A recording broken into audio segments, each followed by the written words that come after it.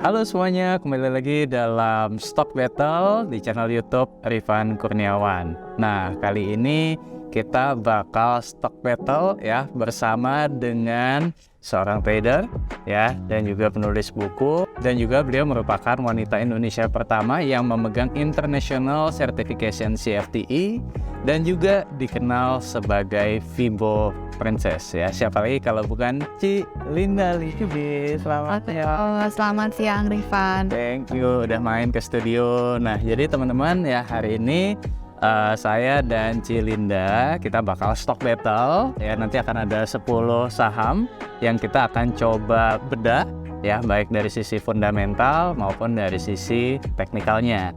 Nah, anyway, sebelum kita mulai, kita mau disclaim dulu ya, Ci Linda ya, bahwa apa yang nanti akan kita sampaikan di dalam video ini ya bukan rekomendasi untuk membeli atau tidak membeli saham tertentu ya, melainkan untuk informasi, untuk referensi, dan keputusan investasi tetap ada di tangan teman-teman sekalian.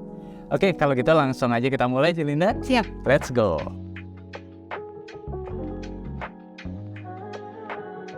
Mulai saham yang pertama, Tekim. Yes or no, 1, 2, 3. Wah, di apal aja udah beda. Oke, jadi kalau dari sisi fundamental, kenapa saya pilih yes? Yang pertama karena ada sejumlah katalis positifnya nih, Ci Linda. Kalau yang pertama, saya lihat pertama karena kenaikan harga pulp and paper ya, dimana per video ini dibuat, harga pulp and paper itu udah lagi tinggi nih, di harga sekitar $258 dan itu bisa membuat profitabilitas dari Tekim itu ikut terangkat. Kemudian juga tahun depan kan akan ada pemilu ya. Nah, biasanya menjelang pemilu ini diproyeksikan permintaan akan kertas juga akan ikut meningkat juga. Nah, kemudian kalau dari sisi laporan keuangannya per tahun buku 2022 kemarin ya, memang laba dari Tekim ini sangat besar ya. Itu bisa mencapai sekitar 6,8 triliun rupiah ya. Dan dari sisi balance sheet-nya, ini juga Tekim termasuk perusahaan yang tidak terlalu banyak hutang ya, terlihat dari debt to equity ratio yang sekitar 0,65, liquidity ratio atau current ratio di 1,23 kali ya, berarti artinya perusahaan ini juga tidak terlalu bergantung dengan hutang ya. Kemudian dari sisi profitabilitas, marginnya juga cukup tebal, di mana net profit marginnya ini bisa mencapai 39% ya, terutama karena kenaikan laba dari entitas asosiasi ya di PT Oki Pulp and Paper ya. Kemudian dari sisi valuasinya juga masih reasonable, masih cukup murah ya, dengan PE ratio sekitar 3 kali, kemudian price to book value 0,7 kali, price to sales ratio 1,2 kali. Jadi ini yang membuat kenapa saya memilih yes untuk Tekim. Nah, kalau dari sisi teknikalnya gimana? Ya, oke. Jadi kalau dari sisi teknikal, Tekim ini dari sejak tahun 2018 sampai sekarang dia bergerak di range besar sideways-nya. Ya. Jadi kalau sideways itu kan dia tuh masih galau antara dia mau naik atau mau turun. Nah, dari sejak Agustus 2021 sampai saat ini dia bergerak sideways juga di rentang di 6775 sampai 8400. Saat ini Tekim ada di level 6550 nih di saat kita lagi bikin video ini. Nah, itu tuh ada di area supportnya. Memang di area support kita ada potensi untuk menguat, tapi terbatas, dan kita nggak tahu apakah masih bisa kembali ke 8400. Kalau dilihat dari time frame weekly, di sini belum ada konfirmasi konfirmasi untuk dia bergerak menguat. Jadi masih ada potensi juga untuk Tekim melemah menguji support terdekat berikutnya di kisaran 6175. Kalaupun dia bergerak menguat, dia akan menguji kisaran 6.500 sampai 6.700. Kalau belum bisa ditutup di level di atas 6.700, potensinya masih bergerak di kisaran itu. Nah, karena itu saya melihat no dulu untuk Tekim sampai ada konfirmasi di time frame weekly. Oke. Gitu. Saham kedua, BNY. Yes or no? 1, 2, 3. Nah, kali ini sama. Sama nih. Kalau BNGA ya, saya lihat dia ini dari sisi teknikal bergerak rapih sejak Februari 2021, bergerak rapih dalam channel uptrend ya. Saat ini BNGA ada di level 1265. Resisten terdekat BNGA ada di 1290, kemudian area tertingginya BNGA selama 5 tahun ini ada di kisaran 1505.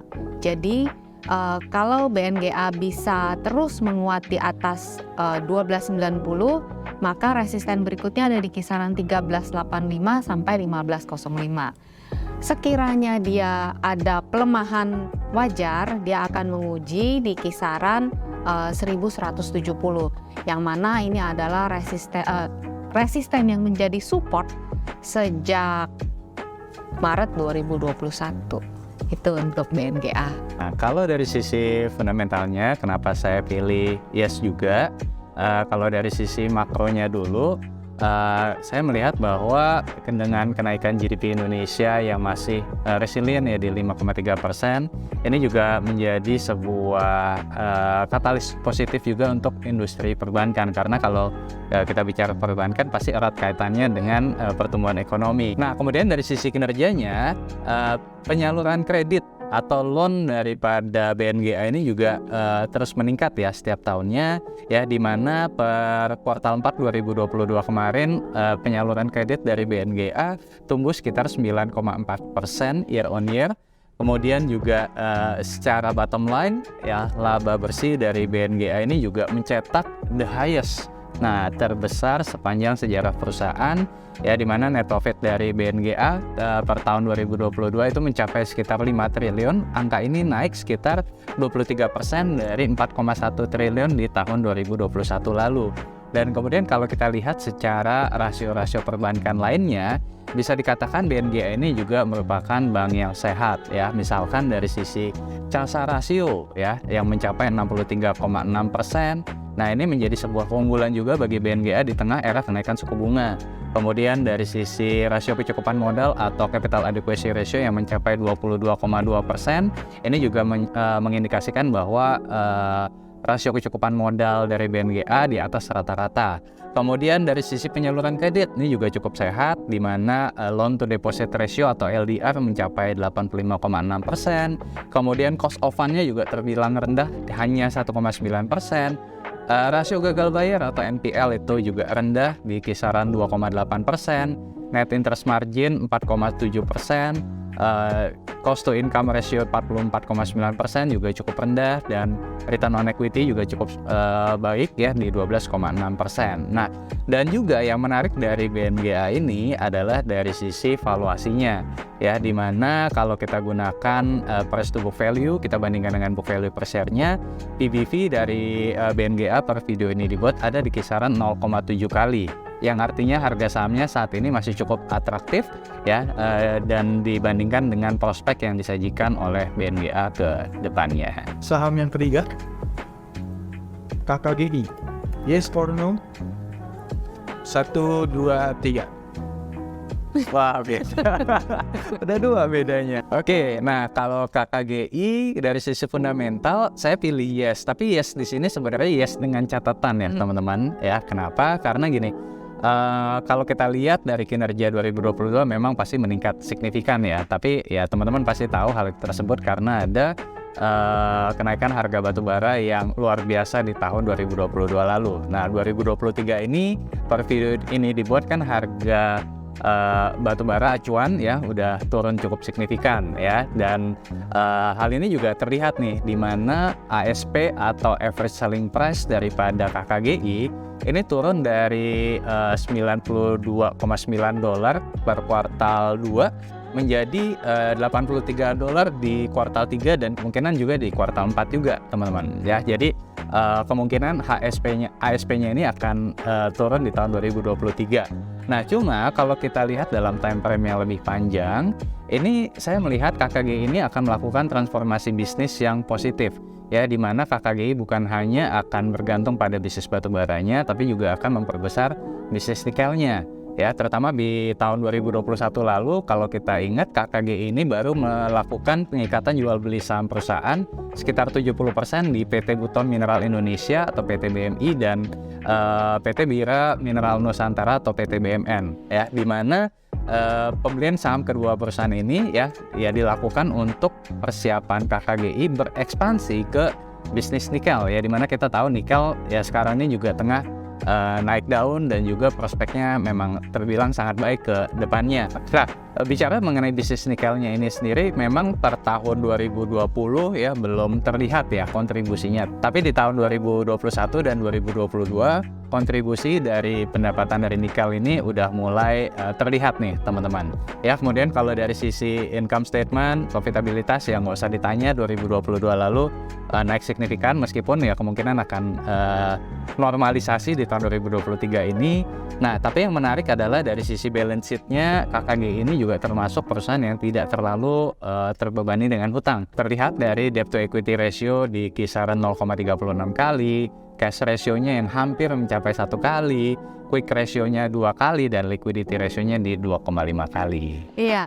Jadi kalau dari sisi teknikal saya buka KKGI di time frame weekly, KKGI saat ini ada di level 400. Kalau dilihat dari Agustus 2022 sampai sekarang, KKGI ini ada di dalam tren turun gitu. Jadi masih ada potensi untuk dia melemah menguji level kisaran 340-an. Kalau dilihat dari KKGI pergerakannya, all time high-nya dia ada di kisaran 1.700 di tahun 2012. Nah, kalau saya lihat di time frame weekly aja belum ada konfirmasi pembalikan arah untuk time frame weekly ini. Jadi kalau dilihat penguatan yang ada saat ini masih terbaca sifatnya sementara, menguji resisten terdekat di kisaran 426 gitu. Oke. Jadi oleh karena itu saya pilih no dulu untuk KKGI. Oke. Saham yang keempat, MLIA. Yes or no? 1, 2, 3. Tiga beda. Saya bilang yes, tapi dengan catatan gitu ya. Saat ini si MLIA ini ada di kisaran 535. Nah, dia ini ada di area dekat area support ya, support pentingnya yaitu di kisaran 500 sampai 520. MLIA ini sejak Januari 2022. Sejak ini harus pakai kacamata nih kayaknya nih. Bentar ya. Jadi MLIA ini sejak Jun 2022 dia bergerak sideways ya. Jadi udah hampir mau 1 tahun ya dia bergerak sideways. Nah, support yang menahan pergerakannya itu ada di kisaran 500 sampai 520. Kalau dia bisa bertahan di atas support ini, maka potensi dia untuk menguat menguji resisten 600 dan 660 masih terbuka. Namun catatannya kalau dia bergerak ke bawah 500 ini, maka dia akan menguji area support 482 sampai 294. Kenapa saya bilang iya juga dengan catatan, karena di jangka panjangnya kalau dilihat dari tahun 2007 sampai sekarang dia bergerak di uptrend channel yang cukup rapih gitu. Jadi kalaupun dia sampai melemah, dia akan menguji di kisaran-kisaran yang tadi disebutkan 482, 394 sampai 326. Jadi iya, tapi dengan catatan nggak boleh tembus di bawah 500 seperti itu. Oke. Nah, kalau dari sisi fundamental, kenapa saya pilih no? Ini lebih karena saya melihat dengan adanya resesi global ya, ancaman resesi global, salah satu sektor yang akan cukup dirugikan itu adalah kaca.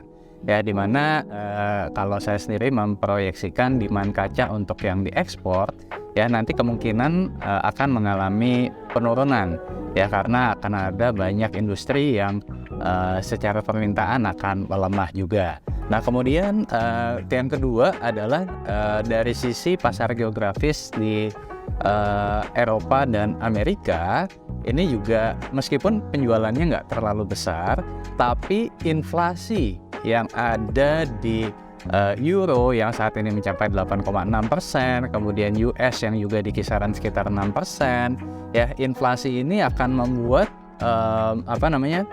permintaan untuk kaca dari Eropa dan juga Amerika ini akan relatif melemah, teman-teman.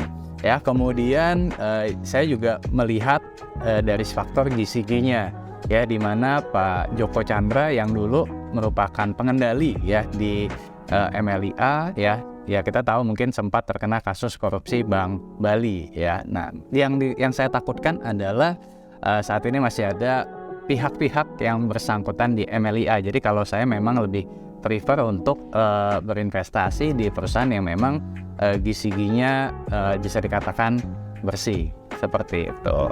Saham yang kelima. Oke. Ras. Yes or no? 1, 2, 3. Nih benar-benar kalau sama trading sama investasi itu sering beda ya, Ci ya. Iya. Makanya agak beda nih. Oke, kalau saya pilih RALS, yes ya. Kenapa? Yang pertama ya, per video ini dibuat kita udah mau menjelang musim Lebaran nih ya, dimana biasanya menjelang musim Lebaran ya sektor retail ya termasuk juga RALS ini akan mencapai peak seasonnya ya, mumpung periode Ramadan dan juga Lebaran ya. Ditambah lagi nih kalau kita bicara sedikit tentang ekonomi, ada indeks yang kita sebut dengan CCI atau Consumer Confidence Index, di mana saat ini Consumer Confidence Index itu ada di kisaran sekitar 122,4 poin. Ini di atas 100, artinya apa? Artinya masyarakat ini lagi optimis ya dengan kondisi ekonomi di masa depan ya, sehingga kalau misalkan masyarakat optimis ya biasanya mereka akan belanja lebih banyak tuh. Nah kemudian dari sisi Ramayananya sendiri kalau saya lihat penetrasi di online-nya itu juga udah baik ya. Jadi Ramayana bukan hanya mengandalkan offline-nya tapi juga mengandalkan online-nya dengan melakukan penetrasi ke e-commerce yang ada di Indonesia. Ya, kemudian kalau dari sisi kinerjanya, ini memang kita tahu bahwa saat pandemi COVID-19 ya, di mana pada tahun 2020 dan 2021 kinerja dari RALS ini juga sempat terpukul ya. Tapi menariknya adalah di tahun 2022 kemarin ya, RALS mulai mencatatkan perbaikan kinerja. Ya, meskipun memang belum kembali ke level pra-pandemi atau tahun 2019 lalu. Kemudian dari sisi profitabilitasnya ya saat ini memang belum kembali pulih ya, tapi udah cukup baik lah dengan dilihat misalkan dari sisi gross profit margin yang ada di sekitar 49%, operating profit margin 14%, net profit margin 12%, ya masih cukup baik lah ya di tengah RALS yang mulai untuk recovery kinerjanya. Kemudian dari sisi balance sheet-nya, nah balance sheet dari RALS ini juga sound ya, jadi tidak banyak hutang dengan DER atau debt to equity ratio 0,37 kali, kemudian cash ratio 1,8 kali, quick ratio 3,4 kali, dan liquidity ratio 4 kali.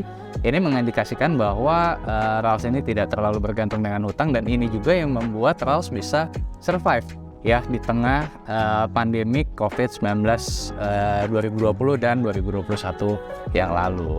Iya, kalau saya lihat RALS kenapa no? Karena dari sejak dia bikin all time high di kisaran 1.800-an di tahun 2019 sampai saat ini, RALS itu bergerak dalam tren turun ya. Saat ini RALS ada di level 660.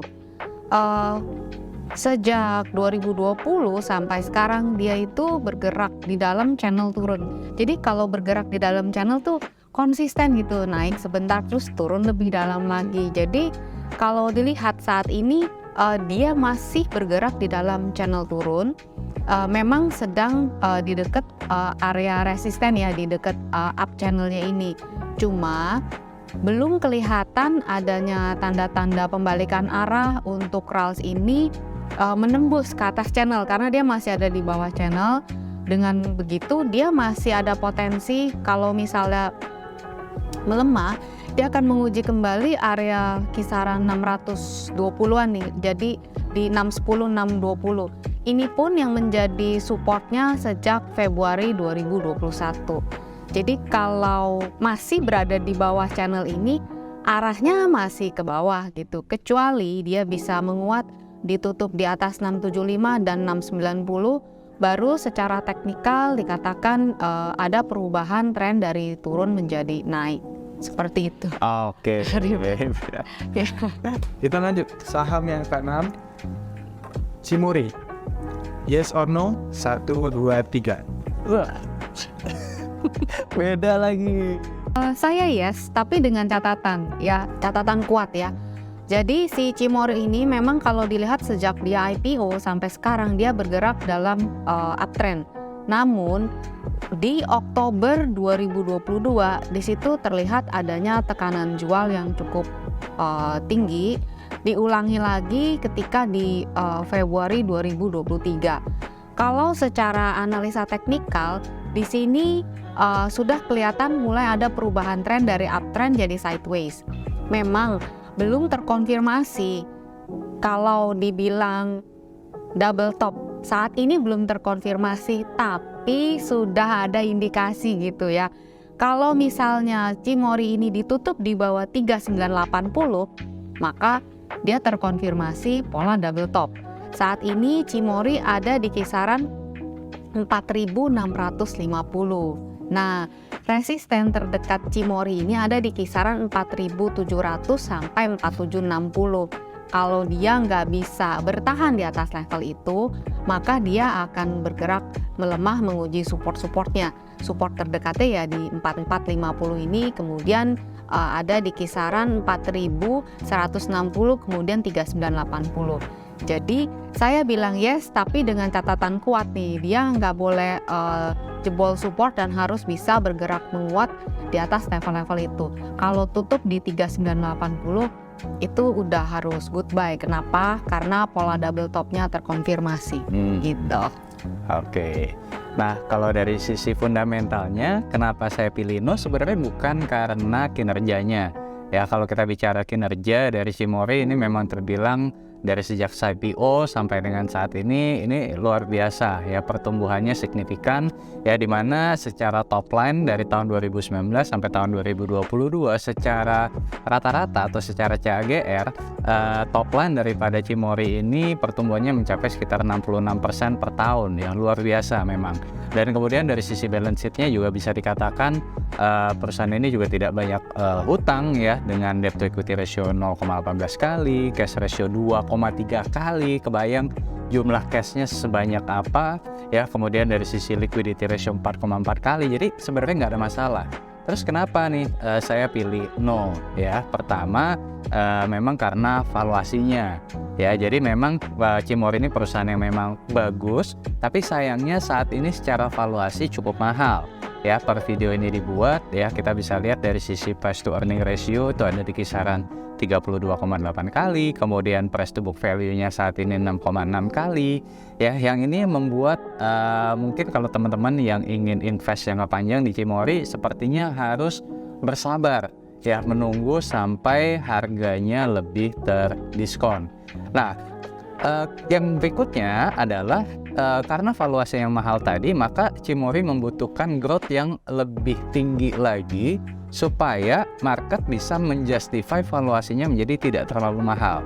Nah, memang saat ini Cimori ya sedang mencoba untuk berekspansi juga ya. Jadi bukan hanya di yogurtnya atau di fresh milknya, tapi sekarang juga udah mulai masuk ke segmen bisnis UHT, di mana secara market sebenarnya market yang besar itu adalah di bisnis UHT. Nah, cuma permasalahannya adalah di bisnis UHT ini persaingannya itu sangat intens, sangat kuat ya, di mana ada pemain-pemain yang ya kalau sekarang menjadi top of mind-nya salah satunya adalah Ultra Jaya. Nah, untuk mendobrak dominasi Ultra Jaya ini bukan PR yang mudah buat Cimori.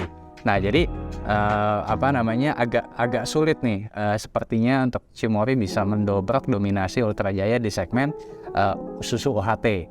Ya, kemudian berikutnya adalah saya melihat adanya faktor inflasi, kemudian juga perang antara Rusia dan Ukraina ini juga membuat cost raw material dan juga packaging daripada Cimory ini juga akan meningkat nih teman-teman. Nah, permasalahannya adalah raw material dan juga packaging ini kontribusinya cukup besar ya. Per kuartal 4 2022 raw materials dan packaging ini kontribusinya mencapai 55% dari total cost. Nah, dengan cost yang meningkat ini dikhawatirkan ya profit margin daripada Cimory akan tertekan ya. Jadi balik lagi kenapa no, bukan karena kinerjanya, karena kalau kinerjanya bisa dikatakan nggak ada masalah sama sekali, cuman karena valuasi ya, dan juga langkah Cimory untuk ekspansi ke bisnis UHT yang tidak mudah ini yang kemudian membuat saya pilih untuk sementara no. Tapi kalau misalkan nanti dikasih kesempatan untuk masuk di harga yang terdiskon, maka no tadi bisa berubah jadi yes. Sangat setuju dengan IPCC. Yes or no? 1, 2, 3. Baru 2 yang sama. Oke, nah jadi IPCC kalau dari saya yes ya secara fundamental ya. Kenapa? Pertama, kalau kita bicara soal industri mobil deh ya, industri mobil tahun 2022 itu udah jauh lebih baik ya dibandingkan dengan tahun 2020 maupun tahun 2021 ya, dimana per tahun 2022 berdasarkan data Gaikindo ya, pertama dari sisi produksi mobil itu pertumbuhannya mencapai 33% year on year ya. Kemudian wholesale car ya, atau penjualan wholesale ini juga meningkat 22%. Nah, yang menariknya adalah ekspor dan import ini juga meningkat cukup signifikan tahun 2022 lalu, di mana ekspor meningkat 46% dan import itu meningkat 46%. Nah, kemudian ya kita tahu secara bisnis IPCC ini juga bisa dikatakan hampir mendekati monopoli ya, hampir tidak ada saingan ya, di mana salah satu pelabuhan terbesar di Indonesia, Tanjung Priok ya, saat ini juga dipegang oleh IPCC ya. Kedepannya IPCC juga akan ekspansi nih ke sejumlah pelabuhan lain ya, ada Surabaya, Balikpapan. Nah, ini juga menjadi katalis positif juga untuk IPCC. Terus kemudian yang katalis berikutnya yang saya lihat adalah prospek mobil listrik.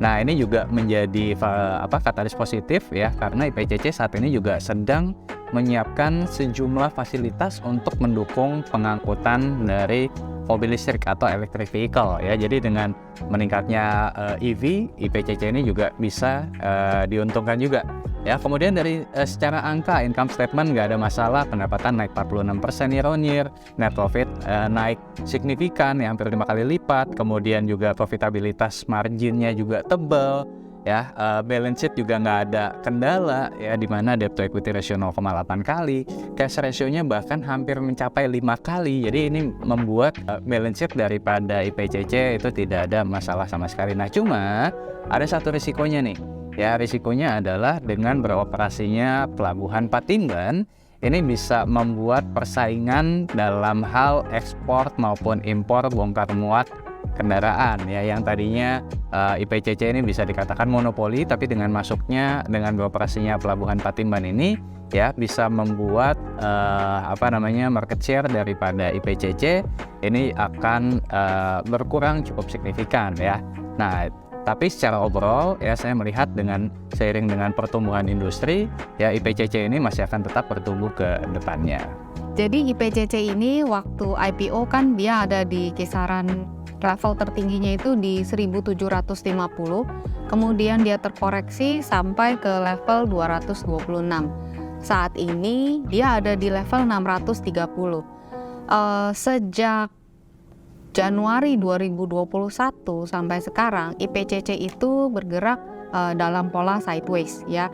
Nah, di pola itu dia selalu tertahan di level supportnya itu 484. Nah, mulai Agustus sampai sekarang IPCC bergerak sideways juga di range yang tetap, yaitu di 484 sampai 650 660. Nah, saat ini di level saat ini harga IPCC ada di level 630. Jadi memang sudah dekat ke area resisten daripada pola sideways-nya ini. Itu pola yang saya lihat ini rectangle, sedangkan pola yang terbentuk dari sejak Januari itu pola triangle. Nah, kalau melihat dari pola triangle, IPCC ini sudah mulai keluar daripada area resistennya nih, dari area resisten trendline-nya. Dia sudah berada di atas, namun masih tertahan di area yang rectangle ini. Jadi, saya merekomendasikan, jadi saya bilang yes untuk IPCC karena dia sudah mampu bertahan di area support ini dan sudah break ke atas area trendline ini. Bila IPCC ditutup di atas 650 sampai 660, maka potensi menuju 810 itu menjadi terbuka.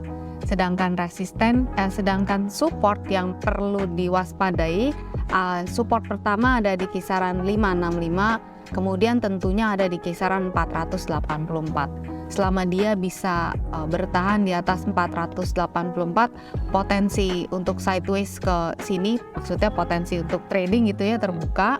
Tapi kalau misalnya dia bisa break di atas ini, kita bisa hold untuk jangka panjang. Itu makanya saya bilang yes. Untuk PCC. Dan ke saham yang ke-8 itu PMMP. Yes or no? 1, 2, 3. Beda lagi. Oke, saya no dulu untuk PMMP karena PMMP bergerak downtrend sejak dia bikin all time high di 2021. Area all time high dia di 625, saat ini ada di 334.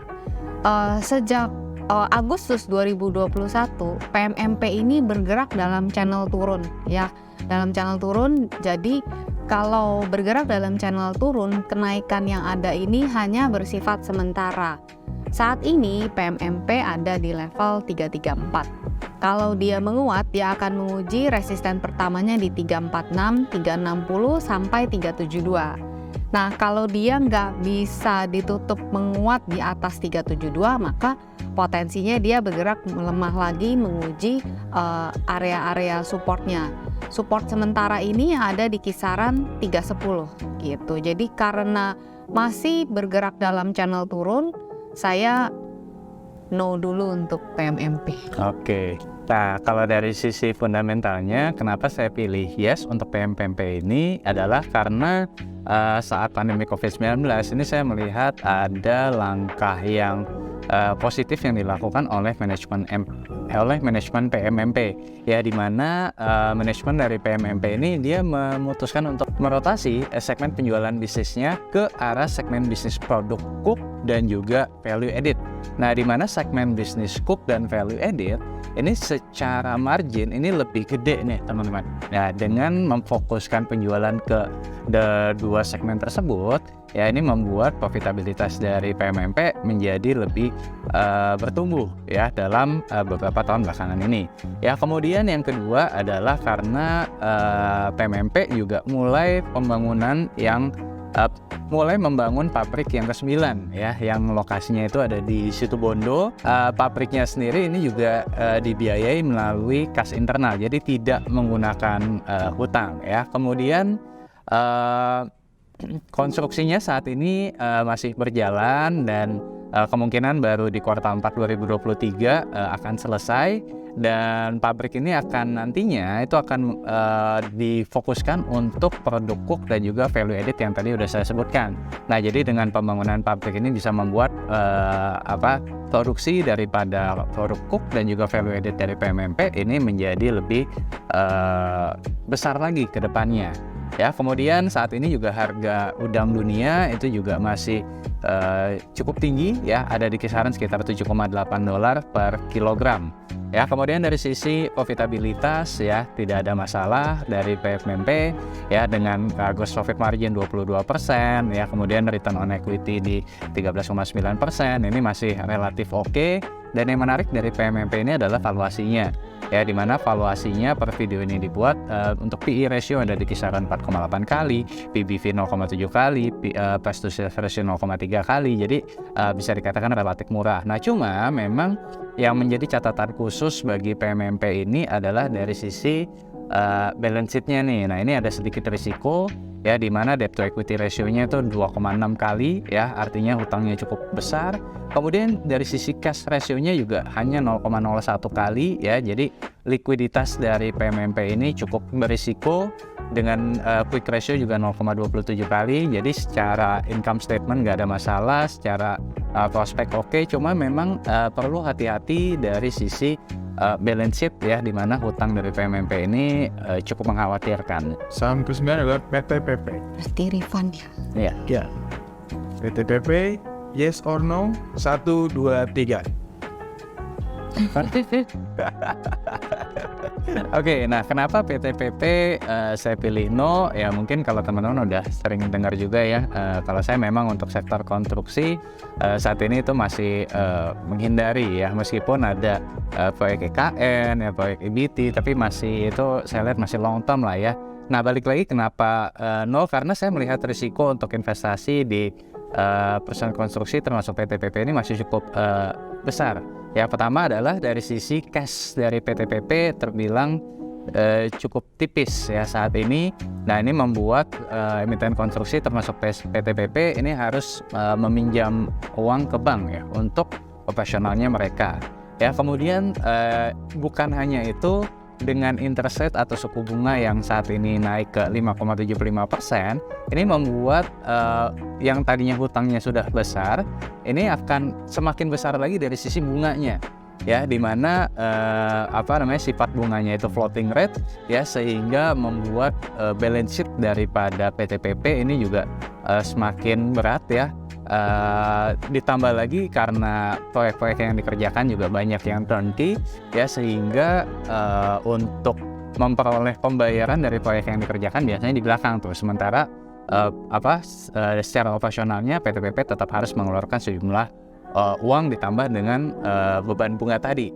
Kemudian dari sisi income statement-nya memang ada sedikit perbaikan ya, dari sisi pendapatan ya, dari tahun 2020 di 15,8 triliun menjadi 2022 ini di sekitar 18,9 triliun ya, tapi secara bottom line ini kenaikannya sangat tipis sekali ya, bahkan bottom line di 3 tahun kebelakangan ini, di tahun 2020 sampai 2022 ini masih jauh lebih kecil dibandingkan dengan laba misalkan di tahun 2017 atau di tahun 2018 ya. Kemudian dari sisi profitabilitas marginnya juga terbilang kecil ya, dengan net profit margin hanya 1%, return on equity 1,7% ya, dan dari sisi balance sheet-nya tadi udah kita bahas ya, berat ya, dengan debt to equity ratio 3,9 kali dan cash ratio 0,14 kali. Rasanya untuk investasi masih terbilang risikonya cukup besar di PTPP ini. Nah, kalau saya PTPP no juga, karena sejak dia all time high di tahun 2016 di level 4.610 sampai sekarang PTPP bergerak dalam tren turun. Saat ini ada di level 590 ya. Jadi major trennya memang PTPP turun. Kalaupun ada kenaikan ya dia hanya naik sementara, tidak mengubah tren jangka panjangnya, naik menguji resisten terdekat, dan kalau nggak bisa tembus dia kembali turun lagi. Untuk posisi saat ini di level 590 ini pun masih kenaikan sementaranya ini hanya sampai kisaran 605-645 ya. Tapi potensi penurunannya itu masih besar, menguji supportnya dia ada di 520 sampai 448. Ini support, kalau ini ditembus baru diukur lagi support berikutnya. Tapi melihat potensi turunnya masih besar dibandingkan potensi naiknya yang hanya sementara, jadi saya juga pilih no untuk PTPP. Oke, ada 3 yang sama ya. Saham ke-10 yang terakhir, BSDE. Yes or no? 1, 2, 3. Untung ada yang sama. Ada yang sama. Jadi BSDE ini kenapa saya bilang yes? Karena walaupun di tren jangka panjangnya sama ya, dari 2016 sampai sekarang itu dia itu di dalam tren turun. Kalau saya gambarkan downtrend line, si BSDE nih, BSDE kepalanya udah mulai keluar daripada area downtrend line-nya ini. Walau saya pakai catatan ya, iya untuk BSDE dengan catatan dia bisa bertahan di atas level 890, 870 sampai 890.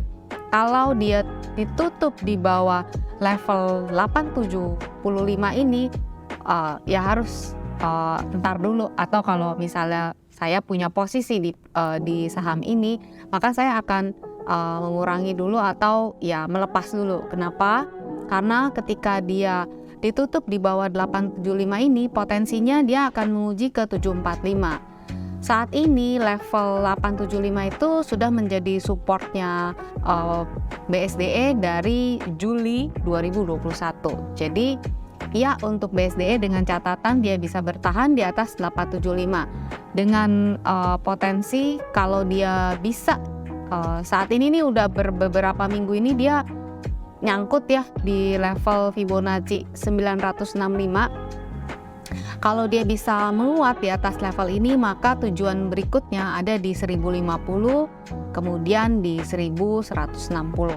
Jadi dengan posisi struktur harga seperti ini, saya bilang ya untuk BSDE, tapi dengan catatan harus bisa bertahan di level 875 dan 890. Itu sih. Oke, nah kalau dari sisi fundamentalnya kenapa saya pilih yes juga ya sama kayak Cilinda tadi. Pertama karena kalau kita bicara soal land bank ya, BSD ini masih menjadi salah satu yang terbesar dari sisi land banknya. Pada akhir 2022 land bank daripada BSD ini masih ada sekitar 3.854 hektar. Kemudian bukan hanya itu, BSD juga punya lahan di dekat wilayah IKN. Nah ini juga yang menarik nih teman-teman. Ya, misalkan di Balikpapan BSD punya 156 hektar, di Samarinda punya 73 hektar. Nah, ini bisa menjadi katalis positif juga ya buat BSD di tengah proyek pembangunan IKN. Kemudian dari sisi kebijakan pemerintah. Nah, ini juga menarik ya. Kenapa? Karena untuk pelonggaran kebijakan KPR ini diperpanjang sampai akhir 2023 ya. Jadi sampai dengan akhir 2023 masyarakat bisa mendapatkan fasilitas KPR dengan DP 0% ya. Kemudian dari sisi profitabilitas bisa dikatakan BSD ini salah satu yang mencatatkan atau bisa mencetak gross profit margin yang tertinggi, itu mencapai 63%. Ya, hal ini tidak lain dan tidak bukan karena memang lahan-lahan yang dimiliki oleh BSD ya sudah dari berdekade-dekade lalu ya, di mana harga tanah waktu itu masih jauh lebih murah pastinya, sehingga saat ini BSD bisa menjual dengan harga yang lebih premium dan mencatatkan gross profit margin hingga 63%. Dan kemudian BSD juga termasuk perusahaan properti yang tidak menggunakan hutang atau tidak terlalu bergantung dengan hutang ya, di mana dari sisi debt to equity ratio 0,8 kali, kemudian dari sisi cash ratio 0,9 kali atau hampir 1 kali, liquidity ratio itu mencapai 2,7 kali. Ini mengindikasikan bahwa BSD tidak terlalu bergantung dengan hutang ya, berbeda dengan beberapa emiten properti lain yang high leverage atau menggunakan hutang, dan di saat kondisi sulit ya akhirnya harus menanggung kerugian dalam jumlah yang besar. Dari sisi valuasi BSD juga menarik ya, karena dari sisi misalkan dari sisi price to book value-nya ya saat ini hanya di kisaran 0,6 kali, kemudian price to sales ratio-nya 2,1 kali, price to cash flow ratio-nya 5,2 kali. Ini mengindikasikan bahwa valuasi daripada BSD masih terbilang cukup murah. Ya, cuma memang ada satu risiko yang perlu diperhatikan, yaitu dengan kenaikan suku bunga ya ke level 5,75% ya, ini bisa membuat masyarakat mungkin berpikir ulang ya untuk membeli rumah. Jadi itu salah satu risiko yang diperhatikan. Tapi dalam waktu jangka panjang ya BSD ini masih tetap menarik untuk diinvestasikan. Oke teman-teman, itu tadi ya stock battle kita kali ini ya. Jadi ternyata banyak yang beda Cilinda. Oke, tapi mudah-mudahan ya ini bisa menjadi perspektif buat teman-teman. Nah, dari Cilinda mungkin ada yang mau disampaikan ke teman-teman? Ya teman-teman, jadi kalau view-nya tadi kita berdua itu disclaimer on ya teman-teman ya. Jadi bukan ajakan untuk membeli ataupun menjual gitu. Jadi investasi ataupun trading itu adalah tanggung jawab masing-masing, disesuaikan dengan risk management juga, time frame dan money management juga. Ya, itu aja dari saya. Oke, Cilinda, kalau misalkan teman-teman ada yang pengen keep contact nih dengan Cilinda, kira-kira bisa mampir kemana, Ci? Saya aktif di Instagram sih. Terus kalau grupnya ada di Telegram. Grupnya free, tidak berbayar dan tidak kelola dana juga, karena ada grup yang pakai nama saya tapi kelola dana gitu. Hati-hati dengan fake account ya teman-teman. Ya, itu aja sih Rifan. Oke, nanti akunnya juga kita taruh di kolom deskripsi. Cilinda, thank you banget udah sharing ya ke teman-teman juga. Ya, saya pun juga jadi banyak belajar dan mudah-mudahan teman-teman video ini bisa bermanfaat. Dan kalau kalian suka dengan video ini ya jangan lupa untuk klik like, subscribe, share dan juga nyalakan notifikasinya supaya nggak ketinggalan stock battle yang berikutnya. Akhir kata, saya Rifan Kurniawan dan Cilinda ya mengucapkan terima kasih dan sampai berjumpa di video berikutnya. Bye-bye.